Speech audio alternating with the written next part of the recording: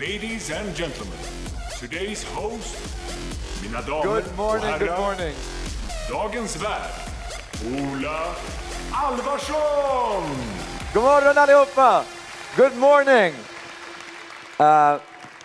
Tomorrow starts today, and thank you Cisco for that lovely movie. I heard so many interesting and diverse comments from yesterday, from I cried to I'm going to do so many more things when I get back, to I'm uncomfortably excited. Myself, I was just completely mind-boggled with all the different perspectives from yesterday. And today, we'll have even more perspectives. And we're going to start out with a company that I've always been very impressed by, because they don't follow trends, they follow a long-term vision. And they have been with us for a long time. And we're going to go back in time to when their CEO came here in 2006 and was asked about his view on where the internet was going. So this is Schibsted's then CEO, Kjell Åmot. And Kjell, he had a revelation. But he had a revelation when he had a kid sitting next to him from a trainee program, and he saw that this kid wasn't reading the same newspaper that he was reading. He wasn't looking at the same things that he was interested in. And he said, there's something going on here that I need to understand. And that initiated a complete transformation. But let's see what Kjell said then. Invest in classifieds and search. Everyone is cooperating with Google. You say you want to compete. Are you crazy? From time to time, I think we are a bit crazy. We are doubtful to the model of traditional analog TV going forward, and the development of living pictures on the IP platform will be a very interesting part of the market. You say that you can't be defensive online. Why is that? I think that's the risk. If you're going to beat those guys only being internet players, you need to meet them on the same ground field. You can't be defensive at the same time. I think that's a big burden. So you should not be afraid of losing your traditional business if you really mean you are seriously going into the internet world. So Kjell Åmot, and now we are going to see what they see in their crystal ball going forward. And we're going to invite somebody who's been 17 years in Silicon Valley. He's a co-founder of TripAdvisor. He's been investing and building companies, and now he's recruited to head up strategy for Schibsted. Give it up for Frode Eilertsen. Please have a seat. Frode, welcome to Sime. Gott att vara här. Have a seat. Thank you. Well, Kjell Åmot was kind of accurate. He picked web TV and all kinds of other things. Yeah. What do you see in your crystal ball now when you look forward? It's a good question. About a year ago, we started to notice that some of the standard dynamics on the web were not just business as usual. Something profound was going on. We were seeing changes in our classified markets. Some of the things we had talked about in publishing were no longer theory. They were becoming reality. And it forced us to embark on a year-long exercise of really digging into all the trends that we saw. All the buzzwords that we talk about, the Internet of Things, wearables, smart devices, big data, very big data, all of that stuff. And I remember in March, we had a eureka moment of sorts. And for us, the future now and the future direction for all of Schibsted lies in logged-in ecosystems. Logged-in ecosystems connected to what we see as the next thing, which is the identified web. So what logged-in ecosystem? What's a logged-in ecosystem? And explain the identified web. Yeah. So if we kind of think of three profound shifts that we've seen, one thing is all this talk about big data. Well, there's always been big data. Mm-hmm. The difference right now is that all that big data is no longer trapped in some server in some basement. It's available anywhere, anytime. On top of that, the explosion of sensors means, and wearable devices means that all this data, it's linked to an identity. And when you take those two things and you add the computing horsepower and the communications that we have right now, it means that this data is not just used for kind of reporting or compliance. It's used for decision-making, for advice, real-time. So the real-time nature of it changes everything. And it's easy to kind of look at individual trends and, have some opinions on it. Mm-hmm. We've taken the liberty of sharing kind of the hundreds and hundreds of pages into a tabloid version with you, because we want to share what we found. But for us, it's about the data linked to you as a person that changes how you think about the world and how you think about the services. I mean, So think about it. Take the 10 favorite apps that you have on a phone. Which ones of those are not tailor-made or personalized to you in some way?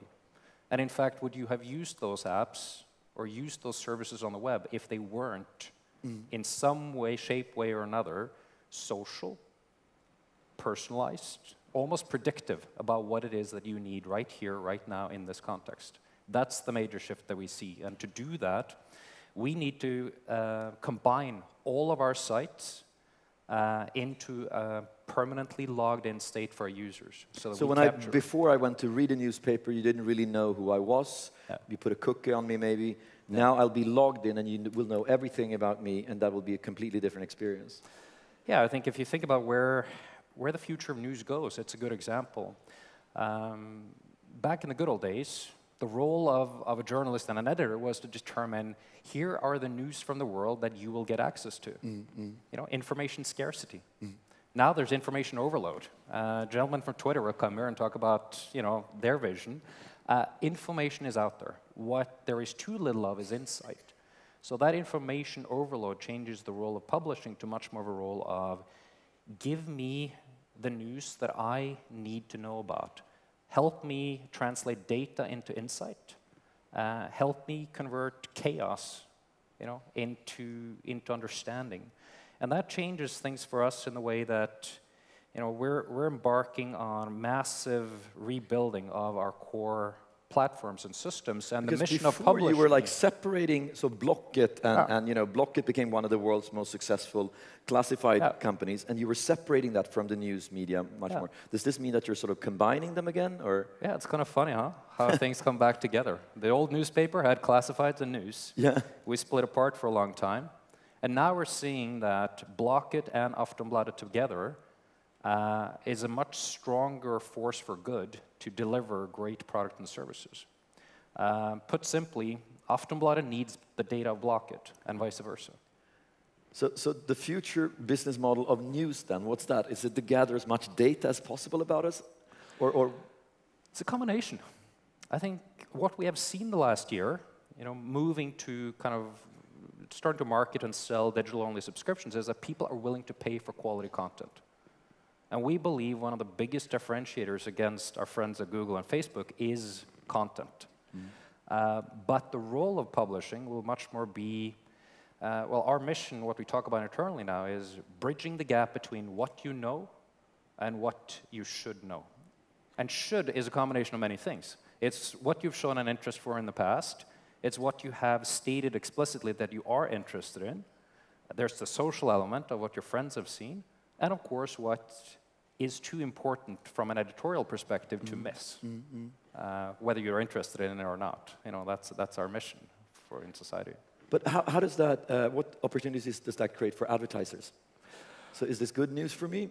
It's fantastic news for advertisers. I remember 15, 20 years, you know, actually in the 90s when I first entered into the internet, one of my mentors, big kind of experienced, successful person in the US from the advertising industry, always talked about how the difference between spam and useful information was the degree of relevance. Well, we're finally there when we can do good on that. And for us, we're going to offer advertising solutions that is not based on anonymous cookie data. It's almost not even talking about segments or audiences. There's an audience of 1 or even 1/10, you know, you as an individual in the right context where you are. So that changes things from an advertising perspective when we can offer you, you know, rich formats, but the user is logged in. So one-click actions. You know, you see an ad, rich banner ad for, say, the Volvo XC90 launch. Well, one click to test drive. One click to fill out a loan application. One click to have the grocery bag displayed there, automatically put in your shopping cart. That changes things in advertising. So do you think, Kjell Åmot said, you know, you need to compete with the online guys on their own terms. Yeah. You're competing with Google, Facebook. Is this an international thought, or is this something you do in the Nordics? It's born out of the Nordics, but it is an international thought. I think most people don't realize, actually, that Schibsted is a global giant. I mean, if I told you we have 200 million unique visitors to our sites every week, if I told you we're in 44 countries, or if I told you that we have 3 times the number of software engineers compared to what Facebook had when they went public. We have the scale. And the cool thing from our work this past year is we've realized we actually have better data, much better data than Google and Facebook. So that's, you know, local content, shopping intent, personal finance, all these incredibly valuable categories, both for great advertising products, but also for really doing good on our mission, you know, empowering people in society, in their daily lives. So that has me excited. We start in Scandinavia, but our mission is to build these logged-in ecosystems far beyond Scandinavia. You haven't worked so much in Scandinavia lately. No. You joined about a year ago, something like that, and you've been in Silicon Valley 17 years. Yeah. How's Silicon Valley different? You were a co-founder of TripAdvisor, an extremely successful company. What sort of do you bring with you from Silicon Valley into Schibsted? First of all, I had founding shares in TripAdvisor. I was right there when it was founded, but I'm not going to take credit away from Steve Koffer. He's the main founder, but I was on the board of TripAdvisor as well for 4 years. The biggest difference, I think, is attitude. And that's a cool thing when I think about the Scandinavia I met in, say, 2000 versus now. There's an attitude change. There's a, you know, our goal is not just to conquer the Swedish or the Norwegian market. It is much more, hey, this is a part of the world that is highly sophisticated in digital usage, well-educated, rich. What better test bed? What better test laboratory for concepts that then should be rolled out globally? That is what I see here right now. That is what I didn't see at the time, and that shaped me in the US, because that is the mindset of US venture firms, US entrepreneurs. You're also bringing a lot of new people on board. Yeah. So what kind of people are you recruiting for sort of this new wave of Viking conquer? Well, we are, you know, a lot of people I think can talk about bringing in great people from X, Y, and Z companies. And sometimes it could be great people from, say, Facebook or Google or LinkedIn or Twitter locally. We're recruiting globally. So, for example, we recently brought in the person that established product and technology at Google, been in Europe, built it up from 0 to 3,000 people, global platform leader of Google AdSense, built Google Hangout, et cetera, et cetera. He is now our group CTO. I'm actually pleased to announce here that we just landed the head of Twitter's global data analytics and data science team. Has, you know, led all of their efforts. He's taken his family from San Francisco, relocating to Scandinavia and starting with us in January. Adam Kinney. That's the kind of caliber people we're recruiting. And I mean, the list goes on. We're staffing up and recruiting in, you know, well over 100 people right now, in addition to the great people that we have internally. But what I find different with you than many other media companies is that everybody sees the same thing, but the question is, how do you actually act? Yeah. You've always acted very strongly, and long before you joined, on the things that you actually see. Skate where the puck is going, as Gretzky's saying. What do you think is the mindset that makes that happen? And how can we learn from that or copy that? You know, it's a good question. I think, well, first of all, success breeds success. So if Blocket would have been a big failure, then maybe people wouldn't have been so bullish about digital. So. Yeah. I mean, what's impressive to me when I came to Schibsted is seeing how the company has successfully in the last 20 years disrupted itself not once, not twice, but 3 times. Most companies fail doing it once. You know, we did it from print to desktop, and just as the desktop took off, we, you know, unashamedly disrupted our own revenues there to aggressively conquer the mobile space. The classified was an example of just killing a milk cow for the newspapers. That breeds a certain confidence. That long-term view, I mean, Schibsted lost lots of money on the internet for many, many years. But everyone saw that the trend lines were inevitable. If you have the patience to follow through, at the time it was Kjell, it was the owner of Schibsted, that had the patience that I think a stock market normally wouldn't have.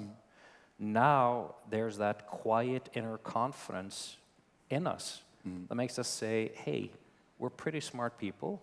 We see the trends, you know, like shared in the Future Report.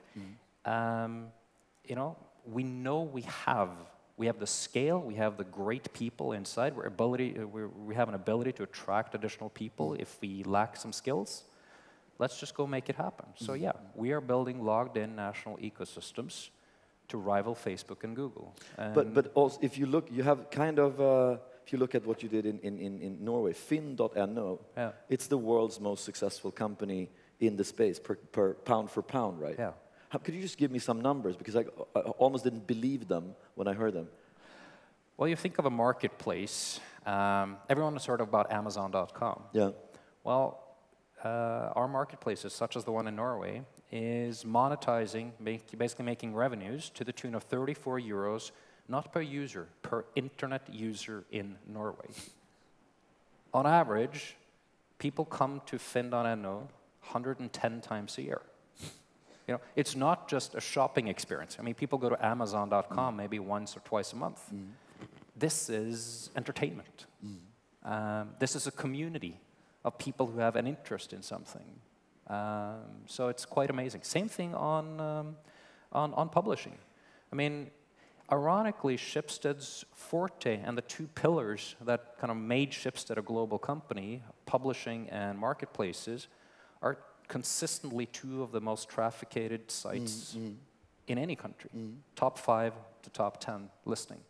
That is a pretty good foundation from which to go hard and charge hard into entrepreneurship and growth, and into kind of to connect the pieces to provide a logged-in, highly tailored, multi-device, cross-device user experience. So I'll put up the URL for the Future Report, because people can actually go and download it and get some of these insights and bring them home. I'll try to summarize what you're saying, and you catch me if I'm wrong. You're saying that the future is a logged-in experience where you will sort of have a completely different tailored news experience, shopping experience, classified experience, and the data that you're emitting will strengthen that model so that the people that don't have the same data sources can compete with you over time, because you can provide better advertising solutions and other things. And you test that in the Nordics, refine the models, and then you roll that out with world-class people that you nick from all the other sort of internet leaders. Does that sort of put it in a nutshell? Can I hire you to be the... Make me an offer. And what's most exciting right now when you look forward? It's actually entrepreneurship. When I think about, you know, we're kind of building a global platform, technology platform. That in and of itself is not exciting. But think of it as a Google App Engine on top of an Amazon Web Services. Have that, plus, if I think back to my time as an entrepreneur, if I could have kind of built my services on top of that type of a foundation and accessed the personalization data to have made my service, my new internet company, like able to offer highly tailored personalized products from the get-go, the opportunities would have been infinite. And that excites me. The potential we have and will be having going forward to run hundreds of simultaneous experiments, highly targeted, be able to really quickly iterate, and that which works, we're going to roll out. And that's also an opportunity for entrepreneurs in the audience with great ideas that wants to partner. We're running out of time here, but thank you very, very much. I'm happy to sort of keep on following this because I learn a lot. Thank you very much, Frode. Thank you.